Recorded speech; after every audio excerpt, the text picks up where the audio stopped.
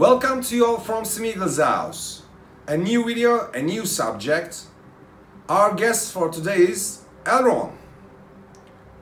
We will review his story. After that, we will review this magnificent statue. A good collector's item, a detailed product. We will also review the facts of Elrond in brief, but it will be enough. Be sure of that. Elrond was one of the mighty elf rulers of old who lived in Middle-earth from the First Age to the beginning of the Fourth Age. Lord of Rivendell, father of Arwen, and half-elven by his own will.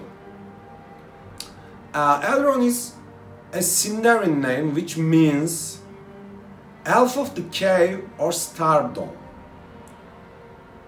He was the son of Eärendil and Elwing, and he was also great-grandson of the Luthien, famous Luthien. He was born in the refuge of the havens of Cirion in Beleriand, late in the First Age. Elrond and his twin brother Elros were captured and raised by Maglor, a son of Fëanor. As we all know that, havens of Cirion sacked by the sons of Fëanor, and this also known as the Third Kinslaying. And who are the sons of Fëanor? The seven great Noldorin princes. After a certain time spent together, Fëanor felt a pity on them and decided to raise them as somehow an equal citizen of his society.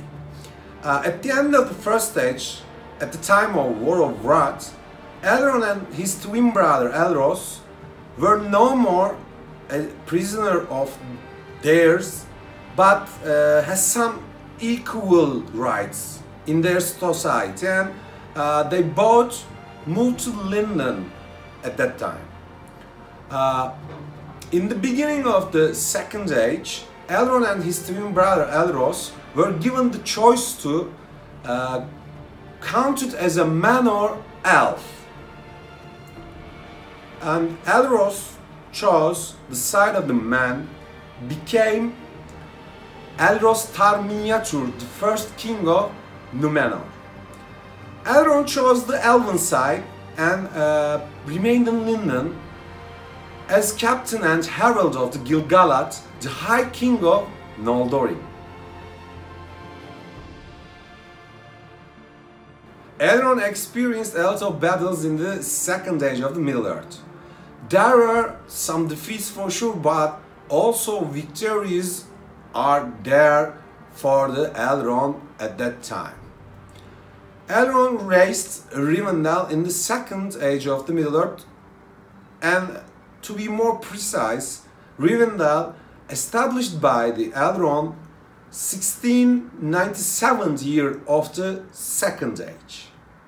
Its location is west of the Misty Mountains, and following the establishment of the last alliance between men and elves, Gil-galad and Elendil marched to Rivendell and laid a camp in there to prepare their arms. After then, proceeded southeast to Dagorlad. Near the end of the Second Age, Elrond right beside Gil-galad in the last alliance of elves and men. Elrond was Gil-galad's herald during the war against the Sauron. In the end, Elrond and Círdan was only sole survivors of the war as elves commanders. And also, Elrond was the one who urged the Isildur to throw the ring into the fires of Mount Doom. It is perilous to study too deeply the arts of the enemy, for good or for ill, but such falls and betrayals alas, have happened before. Elrond returned to Rivendell at the end of the war. In the year 109 of the Third Age, Elrond wedded Celebrian. In the year of 130 of the Third Age, his twins, Elladan and Elrohir, were born, and in 241st year of the Third Age, Arwen, his daughter, was born. He was the one who raised Aragorn and gave him the name Estel, which means hope in Sindarin. He was the member of the White Council, which was often held in Rivendell. He also was a great friend of Gandalf the Grey. He helped Thorin's expedition by discovering and translating the moon rites or the moon runes on Thorin's map. Moon letters are rune letters, but you cannot see them. When Frodo began his journey to Rivendell, Elrond sent out some riders to guide him, and one of those riders, Glorfindel, found Frodo and helped him to find his way through Rivendell. On October 25, 3018th year of the Third Age, he held a council at which it was decided to attempt to destroy the one and only ring. After all, Elrond was one who advised Aragorn to take the paths of the dead through his sons. Elrond remained in Rivendell until the destruction of the One Ring and Sauron.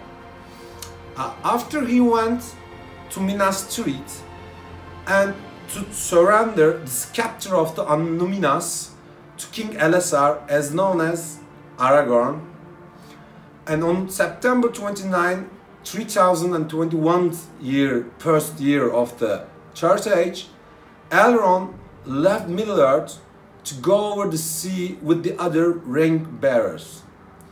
His wisdom and fortitude were instrumental to success of their campaign against the agents of evil in Middle-earth.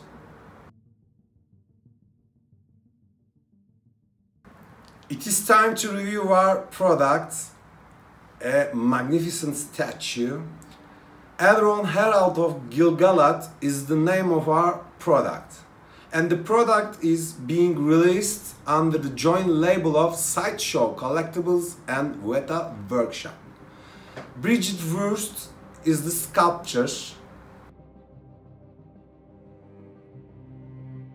This statue is a limited edition size of 2,000 pieces produced worldwide, and mine is 1,456th piece of the series.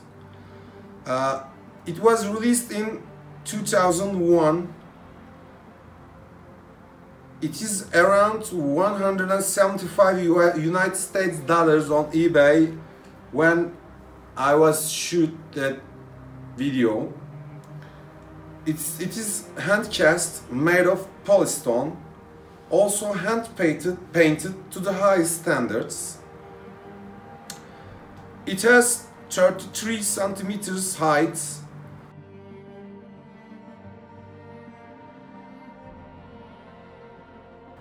and 15.8 centimeters wide.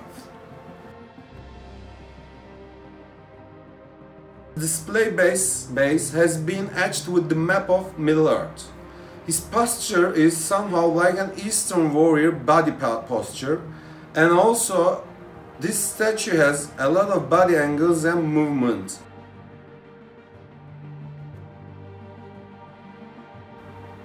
His body armor, crafted skillfully, the pattern of chainmail is solid and impressive. Hadafang is in his hands and looks beautiful as always. Straps of his belts and scabbard is very well crafted and detailed.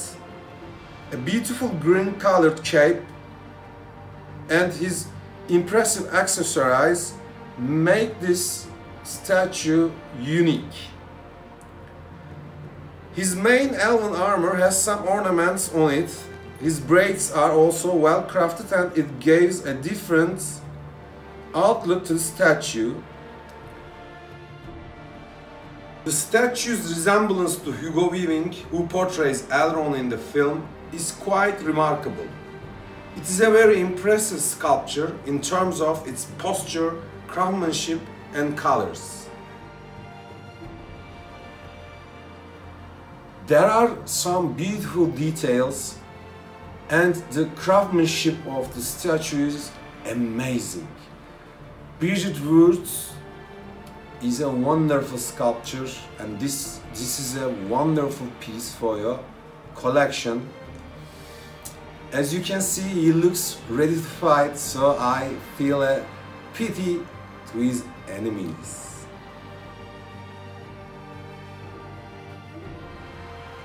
Another goodbye from Smeagol's. I hope to see you in another video.